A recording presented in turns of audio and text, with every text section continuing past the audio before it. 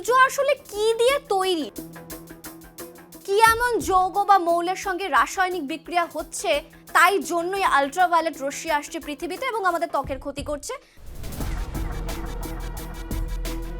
নানান রকমারি সূর্য, বেগুনি, হলুদ, সবুজ, কমলা, নানান রকমের সূর্য কিভাবে হতে পারে তাই তো ভাবছেন। তো আদিত্য এল1 এমনই সব ছবি তুলে ইসরোকে পাঠিয়েছে।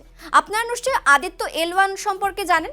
ইসরো সৌরযান যা 5 বছর ধরে বিভিন্ন তথ্য সংগ্রহ করবে, বিভিন্ন ছবি তুলে পাঠাবে ইসরোকে এবং তা নিয়েই গবেষণা হবে যে সূর্য আসলে কি দিয়ে তৈরি, সূর্যের ভিতর যে বিস্ফোরণ হচ্ছে সেগুলো আসলে কি, বা সৌর বিকিরণ কাকে বলে, ইত্যাদি ইত্যাদি অনেক বিষয় উঠে আসবে।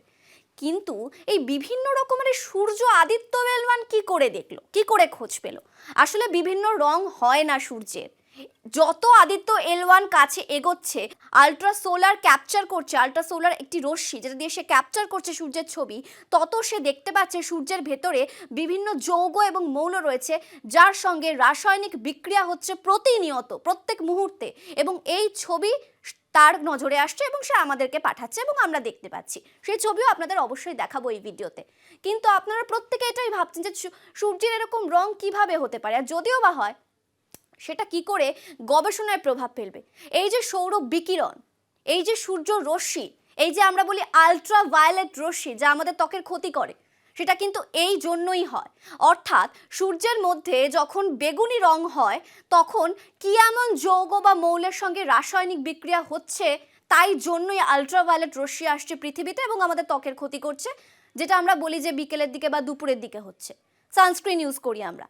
কি এমন যৌগ বা মৌল রয়েছে যার জন্য সূর্যের রঙগুলো বদলে যাচ্ছে, তার প্রভাব পৃথিবীতে পড়ছে, কারণ সৌর বিকিরণ, সৌরমণ্ডল ইত্যাদির প্রভাব পৃথিবীতে পড়বেই। সেই জন্য সেই তথ্যগুলো জানার জন্য কিন্তু এই রং, এই যে রঙের সূর্য ধরা পড়েছে, যা কিনা আদতে বিভিন্ন রং নয়, সেগুলো জানাটা খুব দরকার।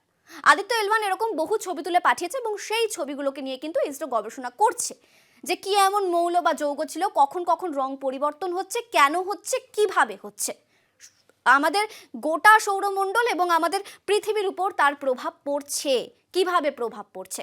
এবং আদিত্য এল1 সূর্যের কাছে যে কক্ষপথে রয়েছে সেখান থেকে সে আরো স্পষ্টভাবে এই ছবিগুলো দেখতে পাচ্ছে। প্রতি সেকেন্ডে চেঞ্জ হয়ে যাচ্ছে সূর্যের রং। কেন হচ্ছে? হওয়ার একটাই কারণ, সৌরঝড়। বিভিন্ন যৌগ রয়েছে, মৌল রয়েছে যাদের নাম আমরা জানি না, বিস্ফোরণ হচ্ছে সূর্যের মধ্যে প্রতিনিয়ত। এগুলো কেন, কিসের জন্য? অবশ্যই পরবর্তী আপডেট পেলে দেব। আপাতত এই পর্যন্ত, ধন্যবাদ।